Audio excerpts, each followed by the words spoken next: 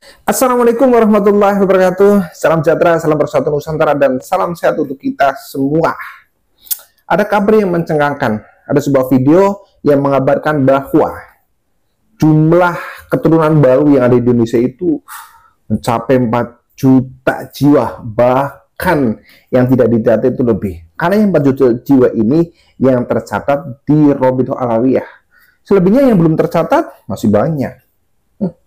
Ternyata selama ini untuk masalah polemik nasab ini seolah-olah tidak ada akhirnya. Ya walaupun ya ternyata mereka para baru itu rungkat dan mereka bukan siapa-siapa, bukan dudah Rasul. Tetapi ya itu. Bagaimana caranya supaya Indonesia ini aman? Ya, ya para Habib ini harusnya dideportasi ke negaranya. Karena di dalam video tersebut itu ada sebuah pengakuan dan pernyataan bahwa apabila Ba'alwi ini bersatu, Indonesia selesai, Indonesia rampung. Ini sangat mengerikan. Terus apakah kita akan diam saja untuk menghadapi Ba'alwi yang sampai sekarang itu semakin kurang ajar? Lawan mereka. Assalamualaikum warahmatullahi wabarakatuh. Selamat datang guys di channel Diam Saudara. Ba'alawi yang tercatat itu kan kurang lebih 4 juta ya kalau nggak salah Indonesia. Itu yang tidak tercatat lebih banyak deh. Iya, saya dapat info dari Maluku, dari Papua. Dengar baik-baik. Banyak. Kalau semua nih Ba'alawi bersatu, Indonesia selesai sama Ba'alawi itu. Serius? Enggak, bener gitu, serius. Ya, jadi di dalam video tersebut pernyataannya itu bikin saya sendiri itu tercengang itu. Wah, ternyata keturunan Ba'alwi sampai sekarang yang tercatat di Robito Alawi itu ada lebih dari 4 juta. Bahkan yang tidak tercatat itu lebih banyak lagi. Ya, para Ba'alwi itu tersebar mulai dari Sabang sampai Merauke. Bahkan ada sebuah video juga yang di sana itu menyatakan bahwa Ba'alwi itu kita hadirkan, kita sebar Habib Ba'alwi itu masuk ke kampung-kampung. Pada saat itu videonya kalau tidak salah di daerah Jawa Barat. Jadi di sini sudah ada misi yang sangat masif untuk menghadirkan para Ba'alwi disebar ke seluruh penjuru di Nusantara. Sampai sekarang Ba'alwi itu sudah banyak. Ada yang bekerja di pemerintahan, ada yang bekerja di aparat TNI Polri. Ya, banyak sekali sudah disebar di berbagai lini itu sudah ada Ba'alwinya. Makanya kalau di pemerintahan itu seolah-olah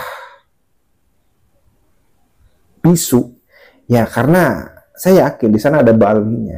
Bahkan tidak hanya itu, di setiap organisasi, di ormas keagamaan seperti NU, Muhammadiyah, Ikhwanul Muslimin dan lain sebagainya, itu pun ada Habib, ada Ba'alwinya. Ya barangkali kalau di non NU itu tidak disebutkan sebagai Habib, tetapi ada nama dan ada marganya. Ya mungkin mereka juga tidak ada sebagai durah Rasul, tetapi setidaknya para Ba'alwi sudah masuk ke dalam organisasi yang ada di Indonesia, khususnya organisasi keagamaan. Nah yang paling mengerikan itu adalah ketika statement dari orang yang ada di video tersebut yang menyatakan bahwa jumlah Ba'alwi itu sudah ada 4 juta orang. Itu juga yang tercatat di Robito Alawiyah. Dan yang tidak tercatat itu lebih banyak lagi. Kalau Ba'alwi itu bersatu, kompak, dari Sabang sampai Merauke, maka Indonesia selesai. Indonesia rampung dikuasai oleh Ba'alwi. Jadi mayoritas itu akan dikalahkan oleh minoritas. Karena apa?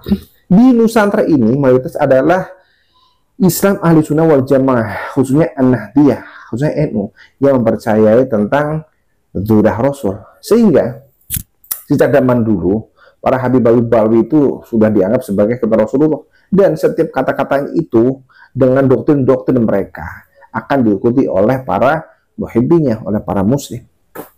Tetapi alhamdulillah sejak adanya tesis Kiaimat, sehingga kita tersadarkan bahwa Habib Ba'alwi itu bukanlah durah Rasul, dan mereka ini adalah penjajah yang bergenetika Yahudi. Kita jadi tahu kan bahwa para Habib Ba'alwi itu adalah imigran Yaman yang dibawa oleh pemerintah Belanda.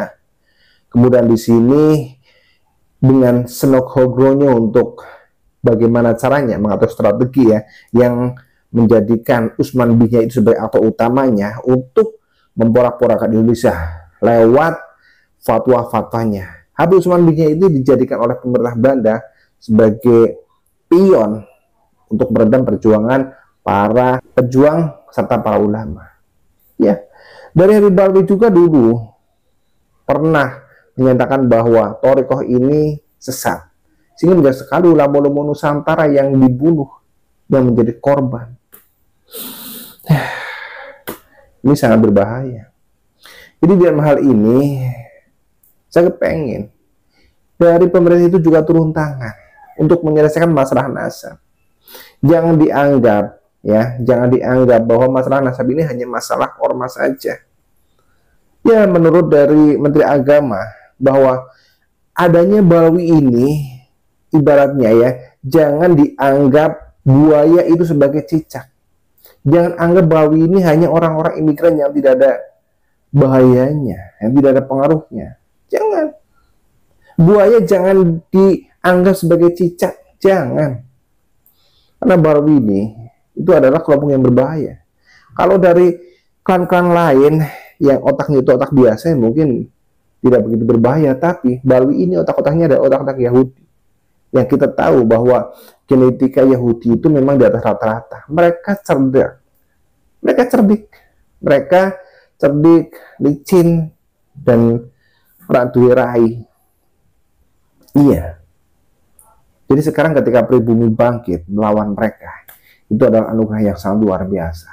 Kita sudah disadarkan kok. Kita sudah disadarkan. Tapi dengan diamnya pemerintah yang hanya melihat dari jauh seberapa bahayanya sih masalah politik nasab ini, itu akan menjadikan masalah ini berlarut-larut. Iya, dari berlarut-larutnya ini bisa menggelinding seperti bola salju yang pada akhirnya ketika diremehkan ini akan membesar. Iya, 4 juta jiwa Balawi di Indonesia. Ini bisa terjadi perang, benar-benar perang antara pribumi dengan Balawi. Sangat mungkin apabila negara tidak memediasi, negara tidak menjadi mediatornya. Pribumi sudah jengah kok. Apalagi dulu ya, ketika para pribumi itu yang vokal itu dipersekusi oleh Habib Balawi serta para centengnya, yaitu para muqtibbin, para budak-budaknya. Tapi sekarang ya, kalau ada dari Balawi dan para centengnya itu sampai mempersekusi, ya mungkin tandanya perang di Indonesia ini, perang antara pribumi dengan Balawi itu akan terjadi. Tapi semoga saja tidak. Semoga saja para muhibbin itu sadar bahwa mereka itu sedang diperalat, mereka itu sedang dijadikan budak. Karena sehebat apapun, sealim apapun orang, ya orang dari non Balawi, termasuk orang-orang Ajam, orang-orang non Arab, termasuk pribumi ini, mereka tetap dianggap sebagai budak, tetap dianggap sebagai jongos. Mereka bukan orang yang sepadan dengan para Habib Balawi. Ya, jadi apakah kita akan diam? Apalagi kita sudah mendengar kan bahwa populasi Habib Balawi di Indonesia ini 4 juta, ya itu saja yang tercatat. Tetapi populasinya adalah lebih dari 4 juta jiwa yang ada di Indonesia, yang sudah tersebar dari Sabang sampai Merauke, yang sudah tersebar di setiap lini, baik pemerintahan, swasta, ormas, dan lain-lain. Kalau ancaman tersebut, ancaman tadi yang disebutkan bahwa apabila Balawi itu bersatu, maka Indonesia selesai. Ya, boleh dicoba, biar pemerintah juga bergerak. Tapi kami atas nama rakyat Indonesia tidak akan menerima hal tersebut. Kalau memang harus perang, ya kita harus perang. Bagaimanapun kita pribumi akan mati-matian sampai titik darah penghabisan untuk menjaga negeri. Ya, karena siapa yang akan menjaga negeri kalau bukan kita? Mari kita jaga negeri ini dari tangan-tangan orang-orang jahat, dari para pencuri makam dan dari para pencuri nasab.